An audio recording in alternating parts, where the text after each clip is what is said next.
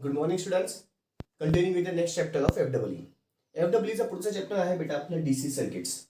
DC circuits मध्ये ना बेटा आपल्याला थेरॉटिकल पार्ट पण आहे आणि सम्स पण तेवढेच जास्त आहे. ठीक आहे, थेरॉटिकल पार्ट पण आहे आणि आपल्याला सम्स पण जास्त आहे. फाईन. आता let's begin with the DC circuit. याच्यातला आपला आज जो कन्सेप्ट आपल्याला शिकायचा आहे तो म्हणजे आहे बेटा ओम्स लॉ. कुठला लॉ आहे? Ohm's law.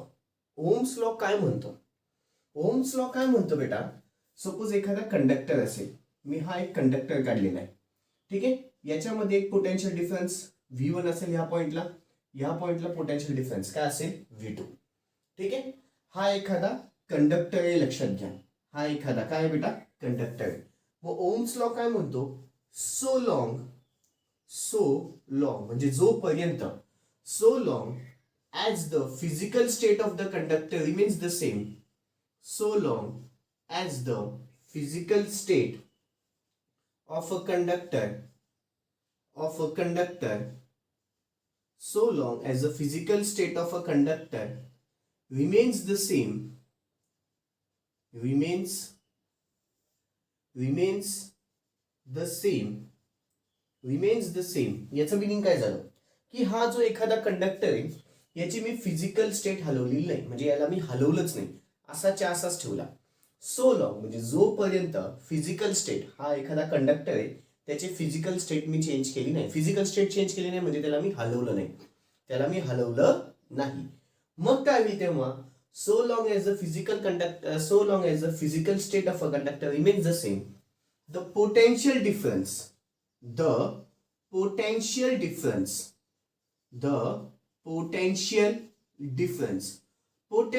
डिफरन्स याचं मिनिंग काय झालं बेटा? या दोन पॉइंटला व्होल्टेजेस लावलेले आहेत. या दोन पॉइंटला काय लावलेले आहेत बेटा? व्होल्टेजेस. मग V1 एक व्होल्टेज झालं, V2 एक व्होल्टेज झालं. या दोघांमधला पोटेन्शियल डिफरन्स म्हणजेच V1 मायनस V2 आला.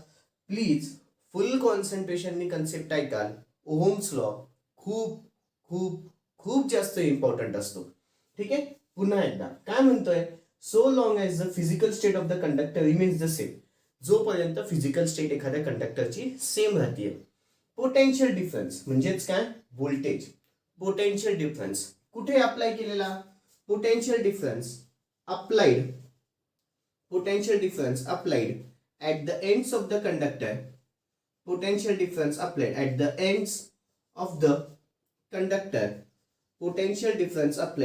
ends of the conductor.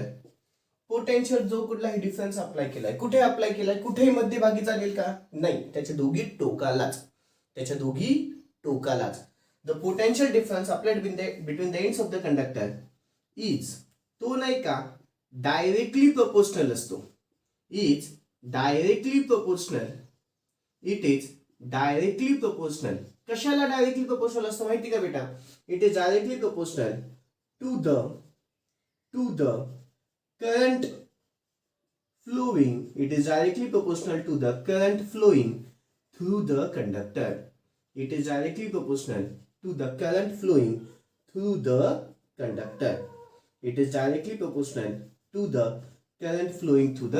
याच्यातून जो कुठलाही करंट चालला असेल त्याला तो डायरेक्टली प्रोपोर्शनल असेल.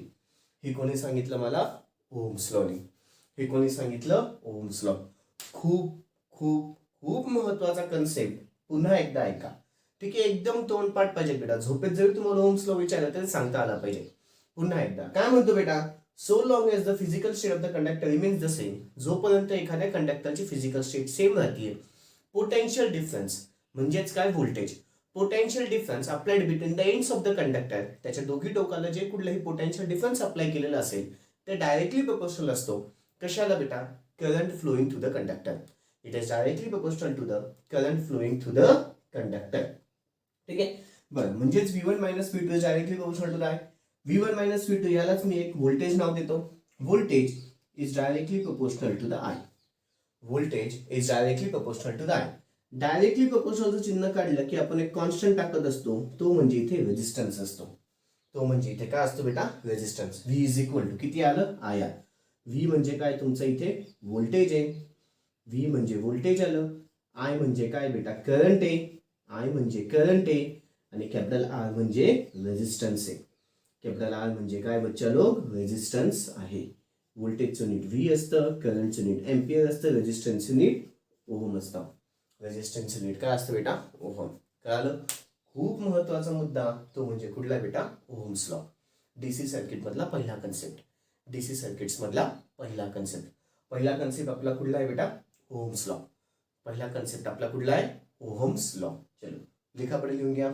Ohms law. Ohm's law. Question घ्या. State the Ohm's law. State the Ohm's law.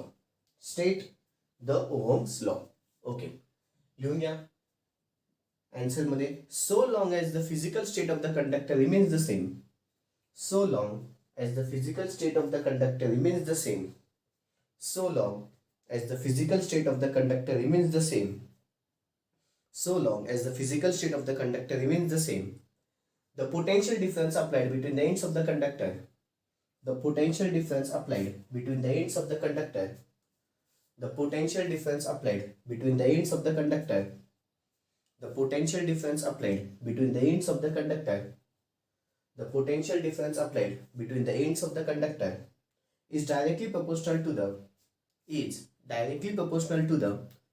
potential difference applied between the ends of the conductor is directly proportional to the current flowing through the conductor. It is directly proportional to the current flowing through the conductor. It is directly proportional to the current flowing through the conductor. It is directly proportional to the current flowing through the conductor. इकडचं सगळं लिहून घ्या बेटा. एक conductor दाखवा आणि हे सगळं खालचं लिहून घ्या. इकडचं दिसतंय हे सगळं लिहून घ्या. व्हिडिओ पॉज करा आणि सगळं लिहून घ्या. व्हिडिओ पॉज करा, इकडचं सगळं लिहून घ्या. व्हिडिओ पॉज करा, इकडचं सगळंच्या सगळं लिहून घ्या. ओके अपेक्षा ठेवतो झालं असेल. अपेक्षा ठेवतो झालं असेल. पुढचा बेटा माझा महत्वाचा जो कन्सेप्ट चालू होतोय तो म्हणजे आहे बेटा रेजिस्टर्स इन सिरीज. आजचा जो आता महत्वाचा कन्सेप्ट चालू होतोय तो म्हणजे कुठला बेटा? Resistors in series. ओके आता इथे माझा पुढचा एमपी कन्सेप्ट चालू होतोय तो म्हणजे आहे resistors in series. Resistors in series. Resistors in series. Okay resistors in series काय म्हणतोय? ठीक आहे. रेजिस्टर्स इन सिरीज म्हणजे काय असतं बेटा? सपोज मी हा पहिला रेजिस्टर घेतला. ठीक आहे. हा पहिला रेजिस्टर आहे. हा पहिल्या रेजिस्टरचं पहिलं टोक झालं. हे पहिल्या रेजिस्टरचं दुसरं टोक झालं. ठीक आहे. नीट लक्ष द्या. हा फर्स्ट रेजिस्टर झाला. पहिल्या रेजिस्टरचं पहिलं टोक, पहिल्या रेजिस्टरचं दुसरं टोक. पहिल्या रेजिस्टरच्या दुसऱ्या टोकाला पहिल्या रेजिस्टरच्या दुसऱ्या टोकाला दुसऱ्या रेजिस्टरचं पहिलं टोक लावलेलं असतं. दुसऱ्या रेजिस्टरचं पहिलं टोक लावलेलं असतं. म्हणजे पहिल्या रेजिस्टरच्या दुसऱ्या टोकाला पहिल्या रेजिस्टरच्या दुसऱ्या टोकाला दुसऱ्या रेजिस्टरचं पहिलं टोक जोडलेलं असतं. तसंच दुसऱ्या रेजिस्टरच्या दुसऱ्या टोकाला तिसऱ्या रेजिस्टरचं पहिलं टोक जोडलेलं असेल. तिसऱ्या रेजिस्टरचं पहिलं टोक जोडलेलं असेल. याच कनेक्शनला आपण अजून एक नाव देतो कॅस्केड कनेक्शन. याच कनेक्शनला आपण एक काय नाव देतो? Cascade connection. आणि कॅस्केड कनेक्शनलाच इंग्लिशमध्ये, कॅस्केड ऍक्च्युअली इंग्लिशमध्येच नाव आहे पण त्यालाच सिंपल लँग्वेजमध्ये सांगायचं झालं तर काय सांगतात की resistors are said to be in the series if one end of the resistor is connected to the another end of the resistor. म्हणजे काय? एक टोक पहिल्या रेजिस्टरचं दुसरं टोक हे दुसऱ्या रेजिस्टरच्या पहिल्या टोकाला जोडलेलं आहे. दुसऱ्या रेजिस्टरचं दुसरं टोक हे तिसऱ्या रेजिस्टरच्या पहिल्या टोकाला जोडलेलं आहे. पहिल्या रेजिस्टरचं इथे हा कुठला रेजिस्टर बेटा? First resistor. पहिल्या रेजिस्टरचं दुसरं टोक हा आलं. पहिल्या रेजिस्टरच्या दुसऱ्या टोकाला दुसऱ्या रेजिस्टरचं पहिलं टोक जोडलेलं आहे. दुसऱ्या रेजिस्टरच्या दुसऱ्या टोकाला तिसऱ्या रेजिस्टरचं पहिलं टोक जोडलेलं आहे. म्हणजेच त्याला एंड टू एंड कनेक्शन असं म्हटलेलं आहे. म्हणजेच त्याला एंड टू एंड कनेक्शन असं म्हटलेलं आहे. ठीक आहे. मग त्याची डेफिनेशन काय? Resistors are said to be in the series. Resistors are said to be in the series if one end of the resistor is connected to the another end of the resistor. If one end of the resistor is connected to the another end of the resistor. If one end of the resistor is connected to the another end of the resistor. 2-3 वेळेस सांगितलं, महत्वाचा concept आहे. ठीक आहे. बरं, त्याच्यानंतर इकडच्या खालच्या साईडला इथे काय जोडलेलं असेल बेटा? बॅटरी जोडलेली असेल. ठीक आहे, इथं काय जोडलेली असेल? बॅटरी. इथं काय जोडलेली असेल बच्चा लोक? बॅटरी. ठीक आहे, बॅटरी जोडताना इकडच्या साईडला positive negative positive negative positive negative. ठीक आहे, हे 3 रेजिस्टर झाले. 3 रेजिस्टर्सला काय जोडले बेटा? बॅटरी. ठीक आहे, आता जे जे सांगेल ते महत्वाचं आहे. इथून ना बेटा तुमचा करंट निघेल. बॅटरी आली ना, बॅटरी आली म्हणजे करंट आला. तो करंट या तिघच्या तिघ रेजिस्टर्स मधून सेमच जाईल. का? याच्यामध्ये कुठे फाटा फुटत नाही. आता फाटा फुटत नाही हा काय कन्सेप्ट आहे, तर याच्यामध्ये कुठेही करंट डिवाइड होत नाही असं लक्षात घ्या. फाटा फुटत नाही म्हणजेच इथे करंट कुठेही डिवाइड होत नाही. पॅरललची तुम्हाला इथे वाटलंच तर 2 मिनिटं बाजूला डायग्राम काढून दाखवतो म्हणजे तुमच्या दोघांमधला फरक इझिली लक्षात येईल. पॅरलल मध्ये बेटा डायग्राम अशी असते. हा पहिला रेजिस्टर होतो, हा दुसरा रेजिस्टर होतो आणि हा तिसरा रेजिस्टर होतो. ठीक आहे, हा पहिला रेजिस्टर, हा दुसरा रेजिस्टर आणि हा काय झाला बेटा? तिसरा रेजिस्टर. फाईन. आणि इथे तुमचं व्होल्टेज असतं. इथे तुमचं काय असतं बेटा? व्होल्टेज. मग याच्यामध्ये काय होतं? इथून तुमचा करंट आला, तो करंट डिवाइड होतो. इकडे काही I1 जातो, इकडे काही I2 जातो आणि इकडे काही I3 जातो. इथे रजिस्टर R1 येईल, इथे रजिस्टर R2 येईल, इथे रजिस्टर R3 येईल. त्यात काय वांधा नाही. पण इथे करंट काय झाला? डिवाइड झाला. डिवाइड झाला म्हणजे फाटा फुटला. फाटा फुटला म्हणजे करंट इथे आला, त्याला 2 रस्ते दिसत आहेत. एक पुढे जायला आणि एक खाली जायला. एक पुढे जायला आणि एक खाली जायला. म्हणजे हा इथे फाटा झाला. फाटा म्हणजे काय? या ठिकाणी याला 2 मार्ग दिसत आहेत, याला 2 रस्ते दिसत आहेत. ठीक आहे, तसं इथे काही आहे काय बेटा? याला काही 2 रस्ते दिसतात का कुठे? अजिबात नाही. म्हणजे मग सगळ्यांमधून करंट कसा जातोय? सेम जातोय. सगळ्यांमधून करंट कसा जातोय? सेम जातोय. सगळ्यांमधून करंट कसा जातोय? सेम जातोय. लक्षात आलं? ओके, पुन्हा एकदा फाटाचं मिनिंग कळालं बेटा. माझं मिनिंग काय सांगायचं होतं? फाटा म्हणजे काय? ठीक आहे, फाटा म्हणजे असा पॉईंट जिथे माझा करंट डिवाइड होतो. असा पॉईंट जिथे माझा करंट डिवाइड होते. काही करंट डिवाइड होणार नाही. ठीक आहे, करंट सेम राहतो. मग चेंज काय होतं बेटा माहिती का? या सगळ्यांमधलं व्होल्टेज. इथे व्होल्टेज V1 येतो, याच्यामध्ये व्होल्टेज V2 येतो आणि याच्यामध्ये व्होल्टेज V3 येतो. म्हणजे प्रत्येकामध्ये व्होल्टेज काय झालं? वेगवेगळं आलं. प्रत्येकामध्ये व्होल्टेज कसं आलं? वेगवेगळं. सेम काय? करंट. वाटलंच तर इथे लिहून घेऊ आपण. याच्यासाठी इथे करंट कसा आहे? सेम आहे. ठीक आहे, आणि व्होल्टेज कसं झालं? चेंज झालं किंवा डिफरंट झालं. व्होल्टेज कसं झालं? चेंज झालं किंवा डिफरंट झालं. काही अडचण? पक्का? ओके, इथे करंट सेम आहे, व्होल्टेज काय झालं बेटा? चेंज झाला. आता आता अजून जर तुम्हाला याच्याबद्दल लिखापडी सांगायला गेलं तर सगळ्यात पहिला पॉईंट याचं डेफिनेशन सांगितलं. डेफिनेशन काय? Resistors are said to be in the series if one end of the resistor is connected to the another end of the resistor. If one end of the resistor is connected to the another end of the resistor. पहिला point. त्याच्यानंतर the above figure shows the circuit diagram of resistors in series. The current here remains the same while the voltage changes. The current here remains the same while the voltage changes. ठीक आहे, voltage change कसं होईल?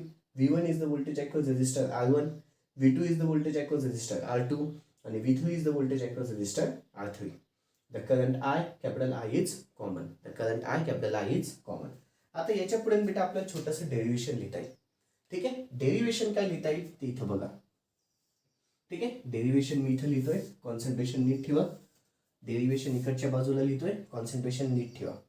ठीक आहे, capital V voltage आहे. Capital V is equal to V1 plus V2 plus V3 असं लिहू शकतो. याला इक्वेशन 1 देतो. Capital V is equal to किती आलं बेटा? V1 plus V2 plus V3. सगळ्यांमध्ये व्होल्टेज कसं आहे? चेंज झालं म्हणून capital V is equal to V1 plus V2 plus V3. काही अडचण? ओके, मग इथे पुन्हा capital V is equal to सगळ्यांना माहिती आहे I इंटू द R असतो resistor. Capital V is equal to किती असतो? I into the R. याला इक्वेशन 2 द्या. ठीक आहे, त्याच्यानंतर V1 लिहायचं झालं तर किती येईल? I इंटू द R1 येईल. आता I इंटू द R1च का लिहिलं सांगताय? करंट तर सेम आहे पण रेजिस्टर व्होल्टेज V1 च्या अक्रॉस रेजिस्टर कुठला आहे? R1 आहे. म्हणून V1 is equal to I into the R. I1 का नाही लिहिलं? करंट सेम राहतोय. I1 का नाही लिहिलं? तर करंट सेम राहतोय. तसंच मला V2 इज इक्वल टू काय लिहिता येईल बेटा? I into the R2. याला इक्वेशन 4. ठीक आहे, तसंच V3 is equal to I into the R3. याला इक्वेशन किती आली बेटा? 5. याला इक्वेशन 5. म्हणजे पहा इक्वेशन 2, इक्वेशन 3, इक्वेशन 4, इक्वेशन 5 आता इक्वेशन 1 मध्ये टाकू. मग काय सांगता येईल? पुट इक्वेशन कुठली 2, 3, 4 and 5 in equation 1. In equation 1 मध्ये टाका. मग capital V is equal to किती बेटा? I into the R, which is equal to V1 च्या जागी किती आलं? I into the R1 plus V2 च्या जागी किती आलं? I into the R2. V3 च्या जागी किती आलं? I into the R3. ठीक आहे. या सगळ्यांमध्ये इथे आय इंटू द आर तसाच ठेवतो. या सगळ्यांमध्ये मला कॉमन आय दिसतोय. ब्रॅकेटच्या आतमध्ये किती आलं? R1 प्लस R2 आणि प्लस किती आलं बेटा? R3. कॅपिटल आय काय झाला? कॅन्सल. म्हणजेच शिल्लक आता capital R is equal to किती आलं? R1 प्लस R2 आणि प्लस किती आलं बेटा? R3. ठीक आहे. यालाच आम्ही लिहिताना RS असं पण लिहितो. RS म्हणजेच काय झालं बेटा? Series resistance R1 plus R2 plus R3. यालाच आम्ही लिहिताना RT असं पण लिहितो. म्हणजेच काय? Total resistance. RT is equal to किती आला? R1 plus R2 plus R3. सगळ्यांचं मिनिंग एकच. सगळ्यांचं मिनिंग एकच आहे बेटा. लक्षात आलं? या सगळ्यांचं मिनिंग एकच आहे. कॅपिटल आर म्हटलं काय? कॅपिटल RS म्हटलं काय? आणि RT म्हटलं काय? जास्तीत जास्त आपण RS यूज करतो किंवा RT यूज करतो. जास्तीत जास्त काय यूज करतो बेटा? RS किंवा RT. लक्षात आलं? हा माझा कन्सेप्ट कुठला झाला? Resistors in series. हा माझा कन्सेप्ट कुठला झाला बेटा? Resistors in series. चलो हेडिंग टाका सगळेजण. Resistors in series. हेडिंग टाका रेजिस्टर्स इन सिरीज. हेडिंग टाका resistors in series. Okay. Video pause करायचा आहे, फक्त फिगर काढून घ्यायची आहे. व्हिडिओ पॉज करायचा आहे, फक्त फिगर काढून घ्यायची आहे. बर, इथे ना बेटा अजून एक फिगर आपल्याला इथे त्यांनी सांगितलेली आहे काढायला टेक्स्टबुक्समध्ये. ती म्हणजे काय? या तिघ रेजिस्टरच्या ऐवजी मी आता इथे एकच रेजिस्टर काढते. आपल्याला फायनल उत्तर भेटलं ना बेटा? या तिघ रेजिस्टरच्या ऐवजी एकच रेजिस्टर आला, ज्याला मी RT असं नाव दिलं. RT इज इक्वल टू त्याला R1 प्लस R2 आणि plus R3. Right? Okay fine. आणि इथे तुमचं पुन्हा काय बेटा? व्होल्टेज. इथे तुमचं पुन्हा काय बेटा? व्होल्टेज. कॅपिटल V आणि इथे I. कॅपिटल V आणि इथे काय आलं बेटा? I. आणि इथे RT is equal to R1 plus R2 आणि प्लस R3. या तीन रजिस्टरच्या ऐवजी एकच रजिस्टर आला, ज्याची किंमत RT is equal to R1 plus R2 plus R3. Okay. Video pause करा. या दोघी फिगर्स आजूबाजूला काढून घ्या. व्हिडिओ पॉज करा. या दोघी फिगर्स आजूबाजूला काढून घ्या. तिथेच आजूबाजूला काढून घ्या बेटा. ओके. अपेक्षा ठेवतो झालं असेल. फिगर्स झाल्या असतील अपेक्षा ठेवतो. खाली लिहायचं आहे definition DEF. Resistors are said to be in the series. Resistors are said to be in the series. Resistors are said to be in the series. Registers are said to be in the series if one end of the resistor is connected to the another end of the resistor. If one end of the resistor is connected to the another end of the resistor. If one end of the resistor is connected to the another end of the resistor. If one end of the resistor is connected to the another end of the resistor. झालंय. पुढचा point. when resistors are in series the current remains the same. When resistors are in series the current remains the same. When resistors are in series the current remains the same while the voltage changes. While the voltage changes. While the voltage changes. While the voltage changes. While the voltage changes. Okay. पुढचा point. In the above circuit diagram, capital I is the current which remains the same. Capital I is the current which remains the same. In the above circuit diagram, capital I is the current which remains the same. In the above circuit diagram, capital I is the current which remains the same. Common here. V1 is the voltage across resistor R1. V1 is the voltage across resistor R1, comma V2 is the voltage across resistor R2. V2 is the voltage across resistor R2. V2 is the voltage across resistor R2. and V3 is the voltage across resistor R3, and V3 is the voltage across resistor R3, and V3 is the voltage across resistor R3. Okay, खाली लिहा. From above circuit diagram,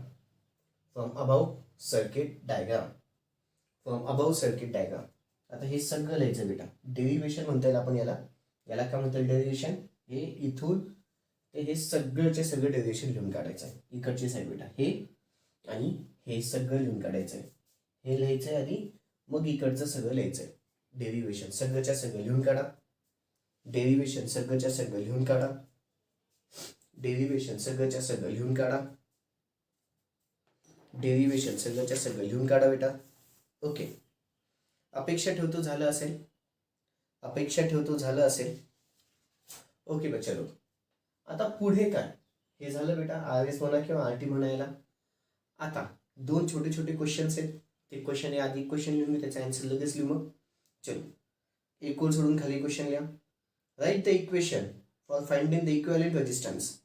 Write the equation for finding the equivalent resistance. Write the equation for finding the equivalent resistance.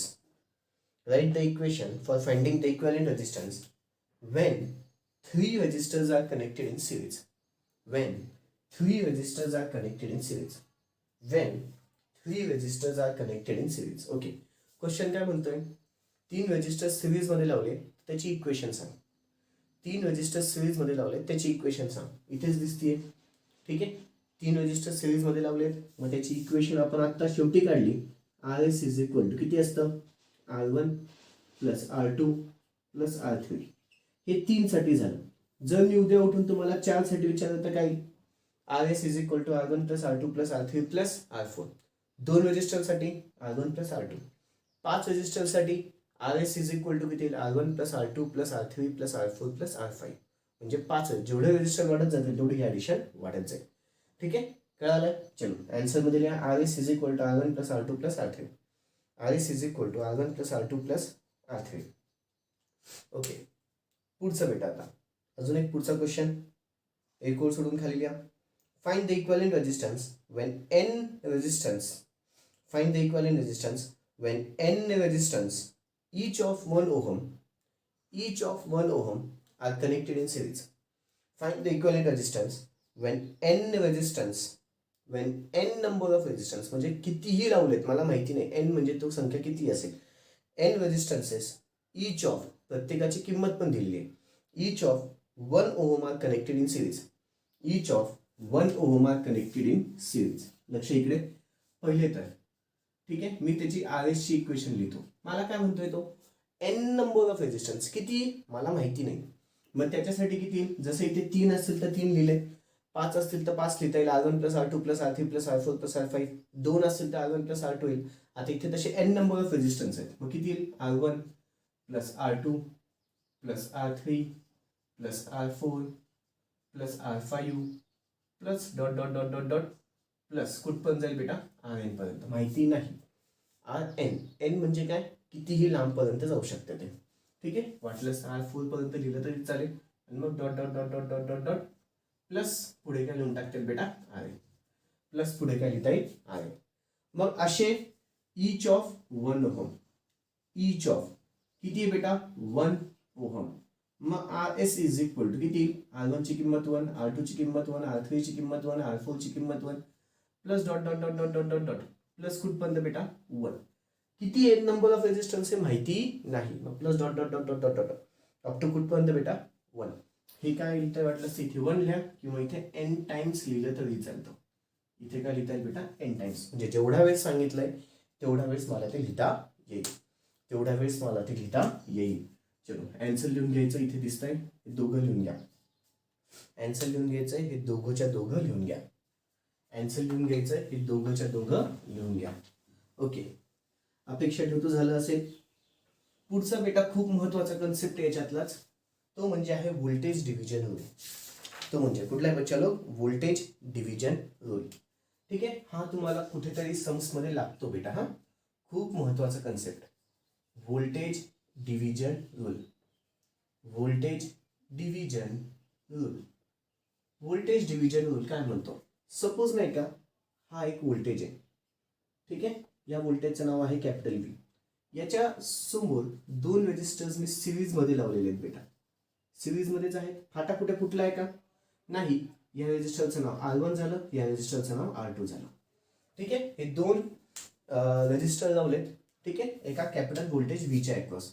इथे ना बेटा काय होतं, या दोघांचे इथे इथे व्होल्टेज मी आत्ताच बघितलं, याच्या अक्रॉस एक व्होल्टेज येईल त्याला नाव V1 असतं, याच्या अक्रॉस एक व्होल्टेज येईल त्याला नाव V2 असतं. ठीक आहे. ह्या व्होल्टेजला नाव मी VR1 असं देतो आणि ह्या व्होल्टेजला नाव मी VR2 असं नाव देतो. असं का नाव दिलं? व्होल्टेज रेजिस्टर 1 च्या अक्रॉस, व्होल्टेज रेजिस्टर 2 च्या अक्रॉस असं नाव यायचं. मग आता मला ना बेटा व्होल्टेज डिव्हिजन रूल काय म्हणतो की व्होल्टेज माझा डिवाइड झालेला आहे. व्होल्टेज डिवाइड झाला ना बेटा, करंट सेम आहे. करंट कुठेच डिवाइड झालाय का इथे? नाही, करंट सेम आहे. काय डिवाइड झालाय? व्होल्टेज डिवाइड झालाय. म्हणजे या कन्सेप्टला नाव काय? Voltage division. आणि आपण हा लगेच सिरीजच्या नंतर शिकतोय. आपण सिरीजच्या नंतर शिकतोय. का? सिरीज मध्ये करंट डिवाइड होतोय पण करंट सेम राहतोय, व्होल्टेज डिवाइड होतोय. म्हणजे सिरीज मध्ये काय डिवाइड झाला बेटा? व्होल्टेज डिवाइड झाला. म्हणून सिरीजच्या कन्सेप्ट नंतर लगेच आपण एक कन्सेप्ट शिकतोय, तो म्हणजे voltage division rule. Voltage division rule मध्ये काय शिकायचंय?